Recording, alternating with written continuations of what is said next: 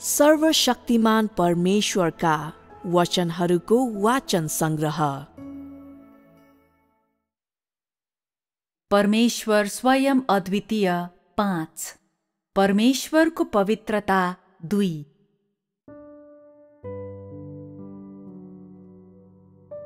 मानिसलाई भ्रष्ट तुल्याउनको लागि शैतानले यी विभिन्न विधिहरूको प्रयोग गर्छ। मानिससँग ज्ञान र केही वैज्ञानिक सिद्धान्तहरूको बुझाइ छ। मानिस परम्परागत संस्कृतिको प्रभावमा जिउँछ अनि प्रत्येक मानिस परम्परागत संस्कृतिको उत्तराधिकारी र हस्तान्तरणकर्ता हो। मानिस शैतानले उसलाई दिएको परम्परागत संस्कृतिलाई जारी राख्न बाध्य छ र शैतानले मानव जातिलाई प्रदान गरेका सामाजिक प्रचलनहरूलाई पनि मानिसले अनुसरण गर्छ। शैतानले गर्ने सबै कुरा सधैँ अनुसरण गर्ने, त्यसको दुष्टता, धोका, बदख्वाई र अहङ्कारलाई स्वीकार गर्ने हुँदा मानिस शैतानबाट अलग गर्न नसकिनेछ। शैतानका यी स्वभावहरूको वशमा परिसकेपछि मानिस यस भ्रष्ट मानव जातिको बीचमा खुशी साथ कि दुःखद रूपमा जिइरहेको छ? दुःखद रूपमा। तिमीहरू किन त्यसो भन्दैछौ? मानिस यी भ्रष्ट कुराहरूद्वारा बाँधिएको र नियन्त्रित गरिएको हुनाले ऊ पापमा जिउँछ र कठिन सङ्घर्षले उसलाई पुरेको छ। कतिपय मानिसहरू अत्यन्तै बुद्धिजीवी देखिन चस्मा लगाउँछन्। तिनीहरू वाक्पटुता र तर्कको साथ अत्यन्तै सम्मानले बोल्न सक्छन् र तिनीहरू धेरै कुराहरूबाट गुज्रेर आएका हुनाले तिनीहरू अत्यन्तै अनुभवी र परिष्कृत हुन सक्छन्। तिनीहरूले ठूला साना कुराहरूका बारेमा विस्तृत रूपमा बोल्न सक्छन्। तिनीहरूले विभिन्न कुराहरूको विशुद्धता र तर्कलाई पनि मूल्याङ्कन गर्न सक्छन्। कतिले यी मानिसहरूको बानी बेहोरा र स्वरूपलाई साथै तिनीहरूको चरित्र, मानवता, आनी बानी र आदि इत्यादि कुराहरूलाई हेर्न सक्छन् र तिनमा कुनै त्रुटि भेट्टाउँदैनन्। त्यस्ता मानिसहरूले विशेष रूपमा हालको सामाजिक प्रचलनहरूलाई अपनाउन सक्छन्। त्यस्ता मानिसहरू वृद्ध भए तापनि तिनीहरू समयका प्रचलनहरूबाट कहिल्यै पछि पर्दैनन् र ती कुराहरू सिक्नको लागि कहिल्यै पनि अत्यन्तै वृद्ध हुँदैनन्। झट्ट हेर्दा त्यस्तो व्यक्तिमा कसैले पनि गल्ती भेट्टाउन सक्दैन, तैपनि तिनीहरूलाई तिनीहरूको भित्री सारसम्मै शैतानले अत्यन्तै धेरै र पूर्ण रूपमा भ्रष्ट तुल्याएको हुन्छ। यी मानिसहरूमा कुनै बाहिरी त्रुटि भेट्टाउन नसकिए पनि सतहमा तिनीहरू भलाद्मी, उत्कृष्ट भए पनि र तिनीहरूमा ज्ञान र निश्चित नैतिकता भए पनि र तिनीहरूसँग निष्ठा भए पनि र ज्ञानको हिसाबमा तिनीहरू जवान मानिसहरूभन्दा कुनै पनि हालतमा कमजोर नभए पनि तिनीहरूको प्रकृति र सारको हिसाबमा यस्ता मानिसहरू शैतानको पूर्ण र जीवित नमुना हुन्छन्। तिनीहरू शैतानको स्वरूपसँग अत्यन्तै मिल्ने हुन्छन्। शैतानले मानिसलाई भ्रष्ट तुल्याएर पाउने फल यही नै हो। मैले जे भने त्यसले तिमीहरूलाई चोट पुर्याउन सक्छ, तर यो सबै साँचो हो। मानिसले अध्ययन गर्ने ज्ञान, उसले बुझ्ने विज्ञान र सामाजिक प्रचलनसँग मिल्नको लागि उसले छनौट गर्ने माध्यमहरू सबै नै मानिसलाई भ्रष्ट तुल्याउने शैतानका औजारहरू हुन्। यसमा कुनै अपवाद छैन। यो पूर्णतया सत्य छ। त्यसकारण मानिस शैतानले पूर्णतया भ्रष्ट तुल्याएको स्वभावभित्र जिउँछ र मानिससँग परमेश्वरको पवित्रता के हो वा परमेश्वरको सार के हो सो जान्ने कुनै मार्ग छैन।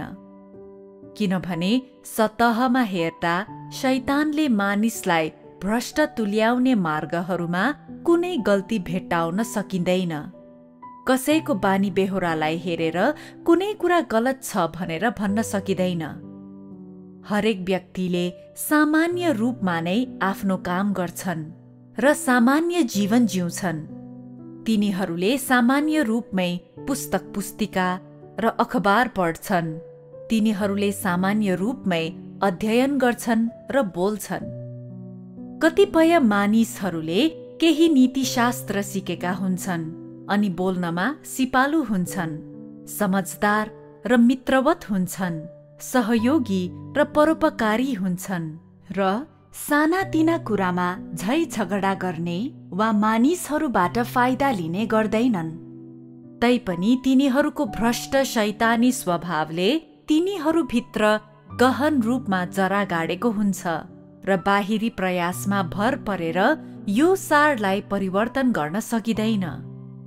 यो सारको कारणले गर्दा मानिसले परमेश्वरको पवित्रतालाई जान्न सक्दैन र परमेश्वरको पवित्रताको सारलाई मानिसको निम्ति खुलासा गरिएको भए पनि मानिसले यसलाई गम्भीर रूपमा लिँदैन, किनभने विभिन्न माध्यमहरूद्वारा शैतानले मानिसको भावना, विचार, दृष्टिकोण र सोचाइहरूलाई नियन्त्रण गरिसकेको छ। यो नियन्त्रण र भ्रष्टता अस्थायी वा कहिलेकाहीँ हुने कुरा होइन, बरु यो त जहाँसुकै र जुनसुकै समयमा हुने कुरा हो। तसर्थ 3 वा 4 वा 5 वा 6 वर्षदेखि परमेश्वरलाई विश्वास गर्दै आएका धेरै मानिसहरूले तिनीहरूमा शैतानले हालिदिएका यी दुष्ट विचार, दृष्टिकोण, तर्क र सिद्धान्तहरूलाई मूल्यवान ठान्छन् र तिनलाई त्याग्न सक्दैनन्। शैतानको प्रकृतिबाट आउने दुष्ट, अहङ्कारी र दुर्भावनापूर्ण कुराहरूलाई मानिसले स्वीकार गरेको हुनाले मानिसको अन्तर्वैयक्तिक सम्बन्धहरूमा प्रायजसो द्वन्द्व, तर्क वितर्क र बेमेल हुन्छ, जुन शैतानको अहङ्कारी प्रकृतिको परिणाम स्वरूप आउँछ। यदि शैतानले मानव जातिलाई सकारात्मक कुराहरू दिएको भए, उदाहरणको लागि मानिसले स्वीकार गरेको परम्परागत संस्कृतिको कन्फ्युसियसवाद र ताओवाद असल कुराहरू भएका भए, ती कुराहरूलाई स्वीकार गरिसकेपछि उस्तै प्रकारका मानिसहरू एक अर्कासँग मिलेर बस्नुपर्ने थियो। त्यसो भए किन उही कुराहरूलाई स्वीकार गर्ने मानिसहरूका बीचमा त्यति ठूलो विभाजन छ त? किन त्यसो भयो त? किनभने यी कुराहरू शैतानबाट आउँछन् अनि शैतानले मानिसहरूका बीचमा विभाजन पैदा गर्छ। शैतानबाट आउने कुराहरू सतहमा हेर्दा जति नै गौरवशाली वा महान देखिए पनि तिनले मानिसमा र मानिसको जीवनमा अहङ्कार मात्रै ल्याउँछ र त्यो शैतानको दुष्ट प्रकृतिको धोका बाहेक केही पनि होइन। के यो त्यस्तै हो नि, होइन र? आफैलाई छद्म भेषमा लुकाउन सक्ने प्रचुर ज्ञान भएको वा राम्रो बाल्यकाल बिताएको कुनै पनि व्यक्तिलाई समेत उसको भ्रष्ट शैतानी स्वभावलाई लुकाउन कठिन हुन्छ। भन्नुको अर्थ यस्तो मानिसले आफैलाई जस्तो सुकै तरिकाले वस्त्र पहिर्याए पनि, तैँले तिनीहरूलाई सन्त ठाने पनि, वा तैँले त्यसलाई सिद्ध छ भन्ने ठाने पनि, वा तैँले तिनीहरू स्वर्गदूत हुन् भन्ने ठाने पनि, तिनीहरू जति शुद्ध छन् भन्ने तैँले ठाने पनि, पर्दा पछाडिको तिनीहरूको वास्तविक जीवन कस्तो हुन्छ त? तिनीहरूको स्वभावको प्रकाशमा तैँले कस्तो सार देख्छस्? तैँले शैतानको दुष्ट प्रकृति देख्छस् भन्नेमा कुनै शङ्का छैन। के त्यसो भन्नु स्वीकार्य छ? उदाहरणको लागि मानौ तिमीहरूले असल व्यक्ति भनी ठानेको तिमीहरूको नजिकको कुनै व्यक्ति होला, सायद तैँले पूजनीय ठान्ने कुनै व्यक्ति होला। तेरो वर्तमान कदद्वारा तैँले तिनीहरूलाई के ठान्छस्? सबभन्दा पहिले तैँले यस प्रकारको व्यक्तिमा मानवता छ कि छैन, तिनीहरू इमान्दार छन् कि छैनन्, मानिसहरूप्रति तिनीहरूको प्रेम साँचो छ कि छैन, तिनीहरूको बोलीवचन र कार्यले अरूलाई फाइदा र सहयोग पुर्याउँछ कि पुर्याउँदैन भनेर मूल्याङ्कन गर्छस्। तिनीहरू त्यस्तो छैनन्। यी मानिसहरूले प्रकट गर्ने तथाकथित दया, प्रेम वा असलपन के हो त? यो सबै झुट, यो सबै देखावटी हो। यो देखावटीपन भित्र एउटा गोप्य दुष्ट उद्देश्य हुन्छ, आफूलाई प्रिय र पूजनीय बनाउनु। के तिमीहरू यसलाई स्पष्ट रूपमा देख्छौ? देख्छौ। मानिसहरूलाई भ्रष्ट तुल्याउन शैतानले प्रयोग गर्ने विधिहरूले मानव जातिमा के ल्याउँछ? तिनले कुनै सकारात्मक कुरा ल्याउँछ? पहिलो कुरा, के मानिसले असल र खराबको बीचमा भिन्नता छुट्याउन सक्छ? यो संसारमा चाहे कुनै चर्चित वा महान व्यक्ति होस् वा कुनै अखबार वा अरू प्रकाशक होस्, के तिनीहरूले कुनै कुरा असल वा खराब वा सही वा गलत छ भनी मूल्याङ्कन गर्न प्रयोग गर्ने मापदण्डहरू सही छन् भनेर भन्छस्? के घटना र मानिसहरू सम्बन्धी तिनीहरूको लेखाजोखा सही छ? तिनमा सत्यता समावेश छ? के यो संसार, यो मानव जातिले सकारात्मक र नकारात्मक कुराहरूलाई सत्यताको मापदण्डको आधारमा मूल्याङ्कन गर्छ? गर्दैन। किन मानिसहरूमा त्यो क्षमता छैन? मानिसहरूले धेरै ज्ञान अध्ययन गरेका छन् र तिनीहरूलाई विज्ञानको बारेमा धेरै थाहा छ। त्यसकारण तिनीहरूमा धेरै क्षमताहरू छन्, छैनन् र? त्यसो भए किन तिनीहरूले सकारात्मक र नकारात्मक कुराहरूको बीचमा भिन्नता छुट्याउन सक्दैनन्? किन यसो हुन्छ? किनभने मानिसहरूसँग सत्यता छैन। विज्ञान र ज्ञान सत्यता होइनन्।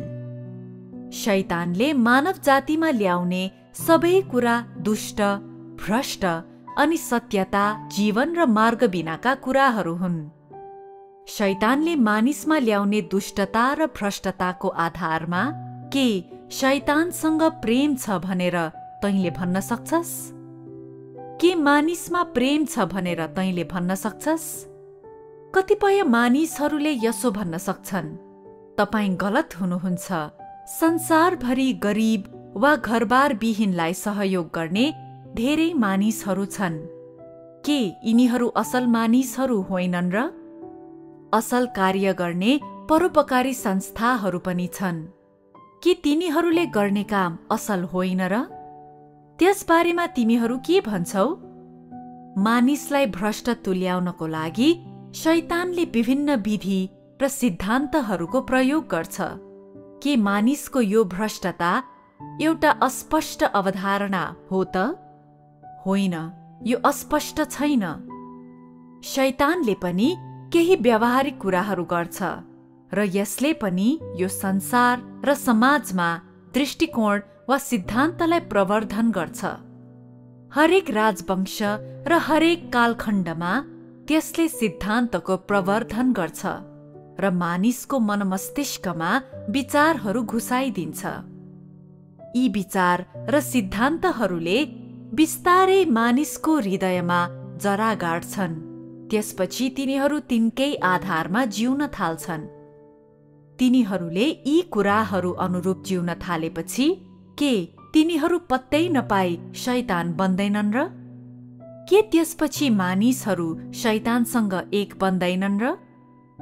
जब मानिसहरू शैतानसँग एक बन्छन्, आखिरमा परमेश्वरप्रति तिनीहरूको आचरण के हुन्छ? के यो परमेश्वरप्रति शैतानको जे आचरण छ त्यही होइन र? यसलाई स्वीकार गर्न कसैले पनि आँट गर्दैन, गर्छ त? कस्तो भयानक कुरो!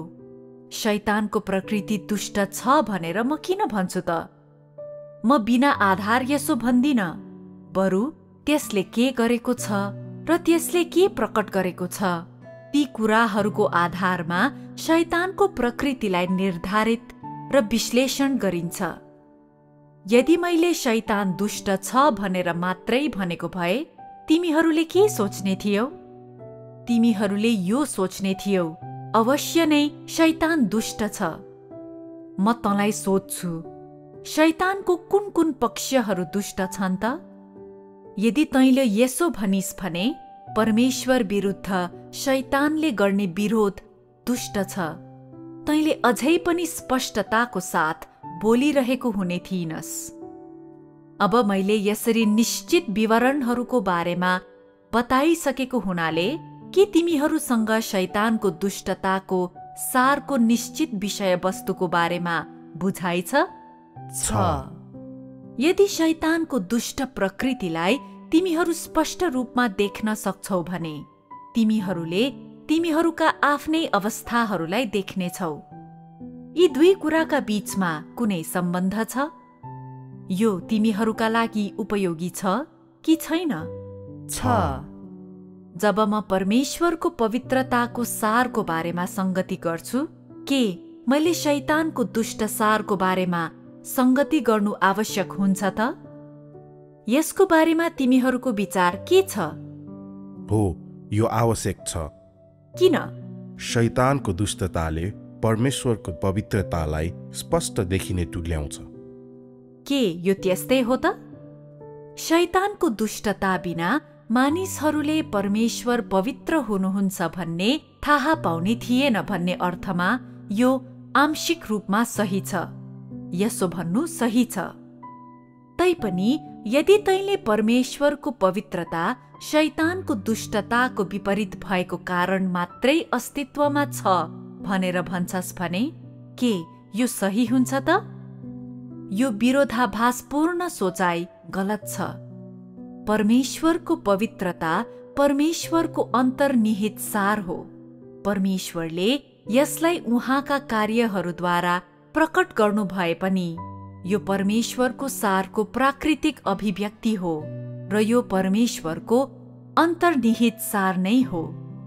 मानिसले यसलाई देख्न नसके पनि यो सधैँ अस्तित्वमा छ र परमेश्वरमा यो अन्तर्निहित र स्वाभाविक रूपमा छ। यस्तो हुन्छ किनभने मानिस शैतानको भ्रष्ट स्वभावको बीचमा र शैतानको प्रभावमा जिउँछ अनि तिनीहरूलाई पवित्रताको बारेमा थाहा छैन। परमेश्वरको पवित्रताको निश्चित विषयवस्तुको बारेमा थाहा हुनु त परै जाओस्। त्यसकारण के हामीले सुरुमा शैतानको दुष्ट सारको बारेमा संगति गर्नु आवश्यक छ त? हो, छ। कतिपय मानिसहरूले केही शंका व्यक्त गर्न सक्छन्। तपाईले परमेश्वर स्वयंको बारेमा संगति गर्दै हुनुहुन्छ। त्यसकारण तपाई किन सधैँ शैतानले कसरी मानिसहरूलाई भ्रष्ट तुल्याउँछ र कसरी शैतानको स्वभाव भ्रष्ट छ भनेर कुरा गरिरहनुहुन्छ? अब तिमीहरूले यी शंकाहरूलाई रोकिसकेका छौ, छैनौ त? जब मानिसहरूसँग शैतानको दुष्टताको बारेमा बोध हुन्छ र जब तिनीहरूसँग यसको बारेमा सटीक परिभाषा हुन्छ, जब मानिसहरूले दुष्टताको निश्चित विषयवस्तु र प्रकटीकरण, दुष्टताको स्रोत र सारलाई स्पष्ट रूपमा देख्न सक्छन्, तब मात्रै परमेश्वरको पवित्रता सम्बन्धी छलफल मार्फत मानिसहरूले परमेश्वरको पवित्रता के हो, पवित्रता आफै के हो भनेर महसुस गर्न वा पहिचान गर्न सक्छन्।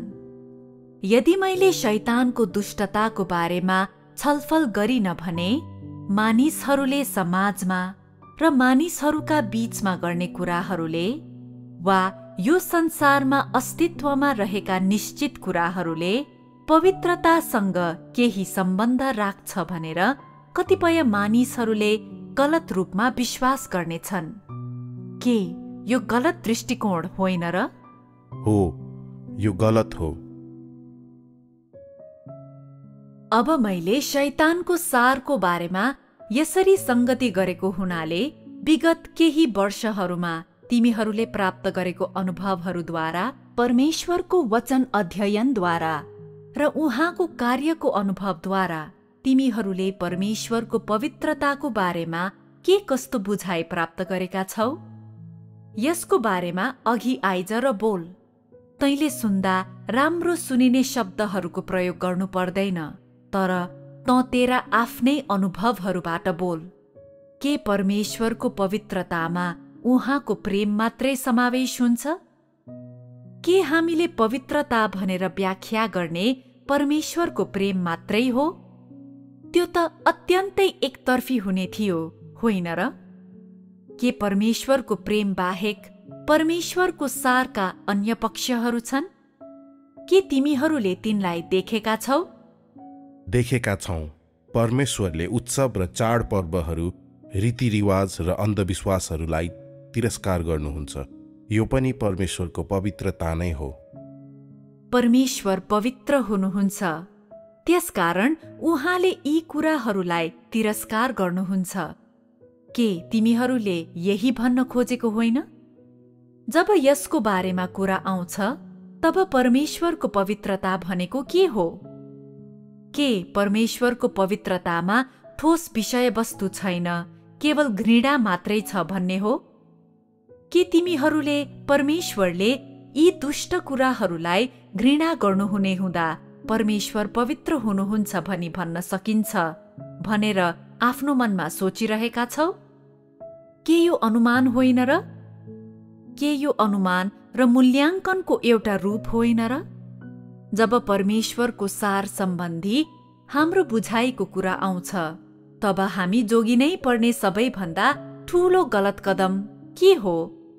यो हामीले वास्तविकतालाई पछाडि छोडेर सिद्धान्तहरूका बारेमा बोल्नु हुँदैन भन्ने हो। यो अत्यन्तै ठूलो गलत कदम हो। के अरू कुनै कुरा छ? अनुमान र कल्पना, यिनीहरू पनि अत्यन्तै गम्भीर गलत कदमहरू हुन्। किन अनुमान र कल्पना उपयोगी हुँदैनन्?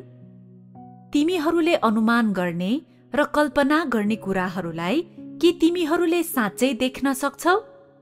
के ती परमेश्वरको साँचो सार हुन्? होइनन्। अरू के कुराबाट टाढा बस्नुपर्छ? के परमेश्वरको सारलाई व्याख्या गर्नको लागि केवल मनोहर शब्दहरूको हरफ कण्ठ गर्नु गलत कदम हो? हो। के यो देखावटी र निरर्थक होइन र? मनोहर शब्दहरू छनौट गर्नु जस्तै मूल्याङ्कन र अनुमान गर्नु पनि निरर्थक छन्। खोक्रो प्रशंसा पनि निरर्थक छ, होइन र? के मानिसहरूले यस प्रकारको निरर्थक गफ गरेको सुन्न परमेश्वरलाई मनपर्छ? होइन, उहाँलाई मन पर्दैन। यस्तो कुरा सुन्दा उहाँलाई असहज महसुस हुन्छ।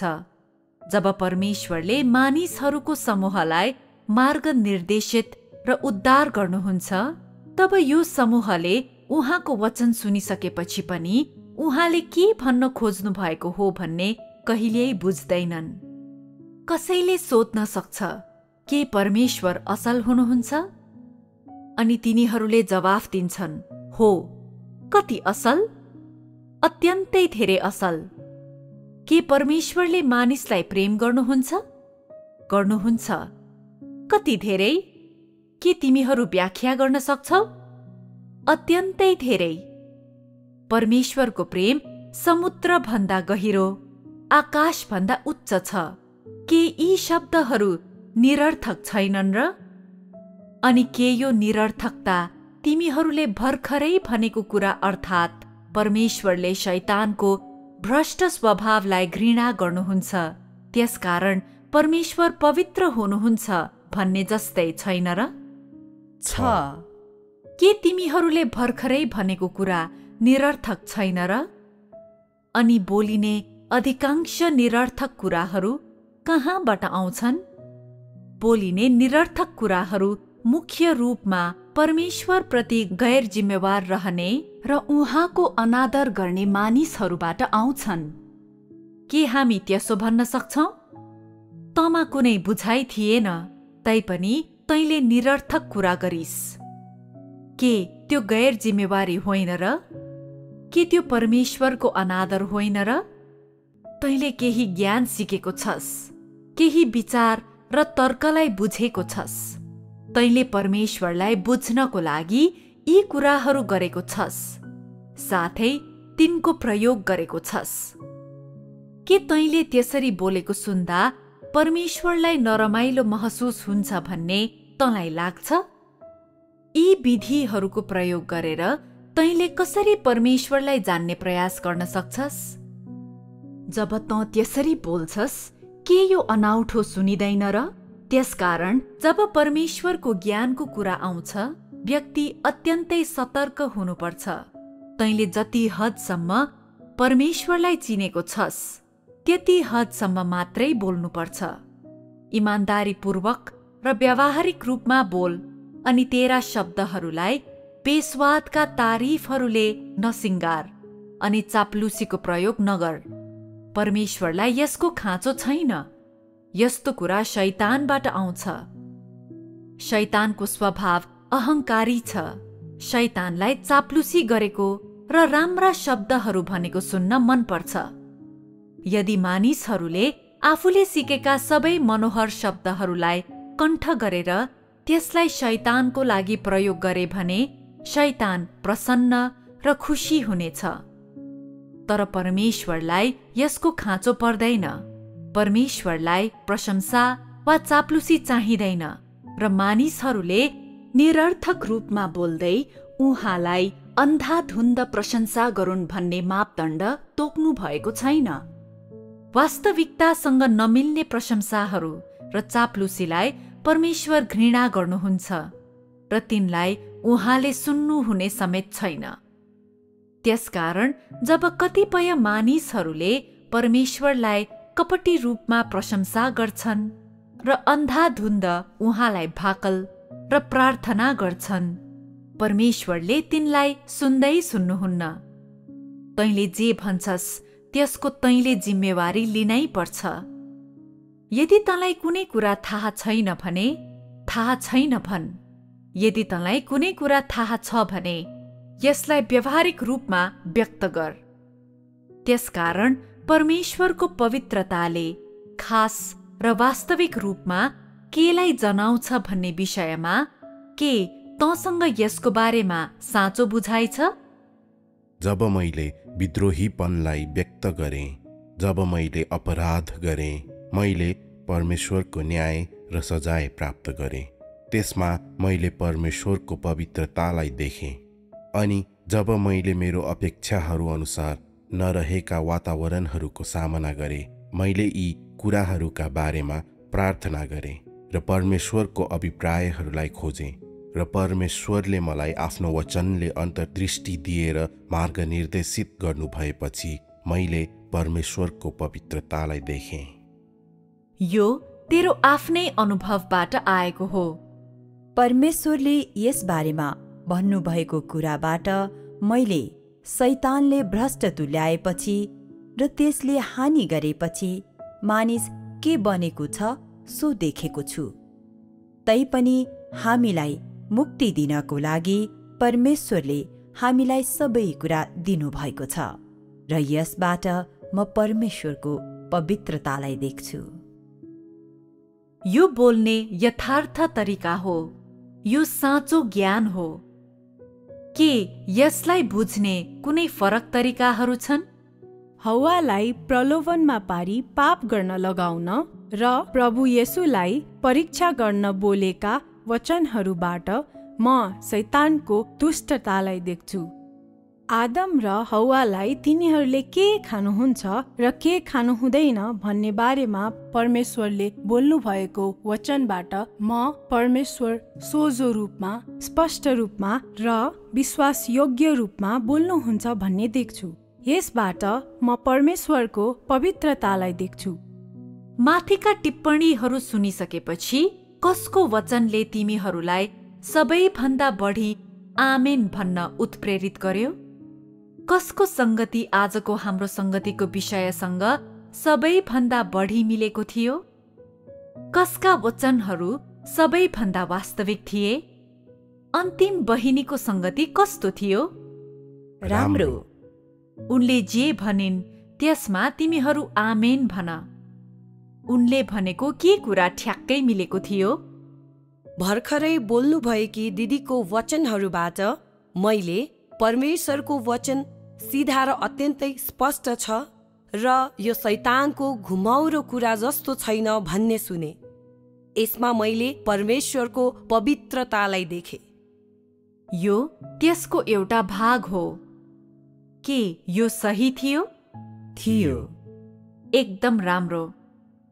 गत 2 संगतिमा तिमीहरूले केही प्राप्त गरेका छौ भन्ने म देख्छु, तर तिमीहरूले कठिन परिश्रमलाई जारी राख्नुपर्छ।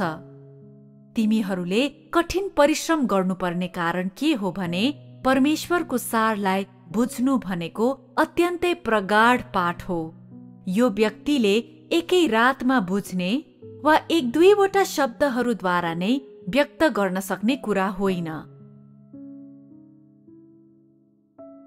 मानिसहरूको भ्रष्ट शैतानी स्वभाव, ज्ञान, सिद्धान्त, मानिसहरूका विचार र दृष्टिकोणहरूका हरेक पक्षले अनि व्यक्तिगत मानिसहरूको निश्चित व्यक्तिगत पक्षहरूले तिनीहरूलाई परमेश्वरको सार जान्नबाट निकै बाधा दिन्छ। त्यसकारण जब तैले यी विषयहरूलाई सुन्छस्, तीमध्ये कतिपय विषयहरू तेरो पहुँच भन्दा बाहिर हुन सक्छन्। कतिलाई तैले नबुझ्न सक्छस्, जबकि कतिलाई तैले आधारभूत रूपमा वास्तविकतासँग मिलाउन सक्दैनस्। जे भए तापनि परमेश्वरको पवित्रता सम्बन्धी तिमीहरूको बुझाइलाई मैले सुनेको छु र मलाई थाहा छ परमेश्वरको पवित्रताको बारेमा मैले जे भने र संगति गरेँ त्यसलाई तिमीहरूले आफ्नो हृदयमा स्वीकार गर्न थालेछौ। मलाई थाहा छ तिमीहरूको हृदयमा परमेश्वरको पवित्रताको सारलाई बुझ्ने इच्छा उम्रन थालेको छ। तर मलाई के कुराले अझै बढी खुसी तुल्याउँछ भने तिमीहरू पहिले नै परमेश्वरको पवित्रता सम्बन्धी तिमीहरूको ज्ञानलाई व्याख्या गर्न सरल शब्दहरूको प्रयोग गर्न सक्ने भइसकेका रहेछौ। यो भन्नको लागि सरल भए पनि र मैले पहिले नै यसो भनिसकेको भए पनि तिमीहरूमध्ये अधिकांशको हृदयमा तिमीहरूले यी वचनहरूलाई स्वीकार गर्न अझै बाँकी छ र अवश्य नै तिनले तिमीहरूको मनमस्तिष्कमा कुनै प्रभाव पारेको छैन। तैपनि तिमीहरूमध्ये कतिले यी शब्दहरूलाई याद राखेका छौ। यो एकदम राम्रो कुरा हो र यो निकै आशाजनक सुरुवात हो। मलाई आशा छ तिमीहरूले आफूलाई गहन ठानेका विषयहरूलाई वा तिमीहरूको पहुँच भन्दा बाहिरका विषयहरूलाई झन बढी मनन गर्ने र संगति गर्ने कार्यलाई जारी राख्नेछौ। तिमीहरूको पहुँच भन्दा बाहिरका विषयहरूका लागि तिमीहरूलाई थप मार्ग निर्देशित गर्नको लागि कोही न कोही हुनेछ।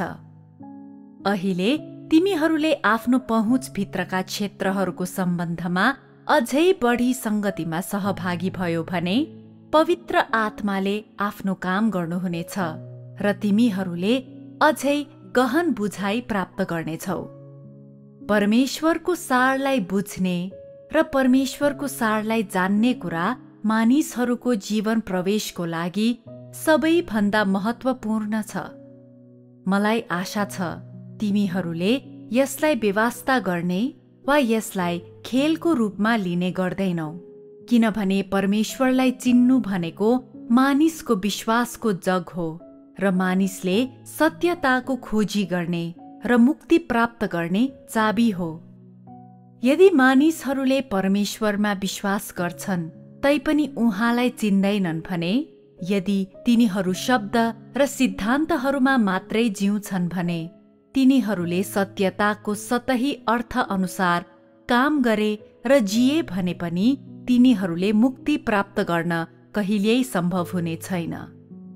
भन्नुको अर्थ, यदि तँ परमेश्वरमा विश्वास गर्छस् तर उहाँलाई चिन्दैनस् भने तेरो विश्वास व्यर्थ हुन्छ र त्यसमा कुनै वास्तविकता हुँदैन। तिमीहरूले बुझ्दैछौ, होइन त? हो, हामीले बुझ्दैछौँ। आजको हाम्रो संगति यही समाप्त हुनेछ।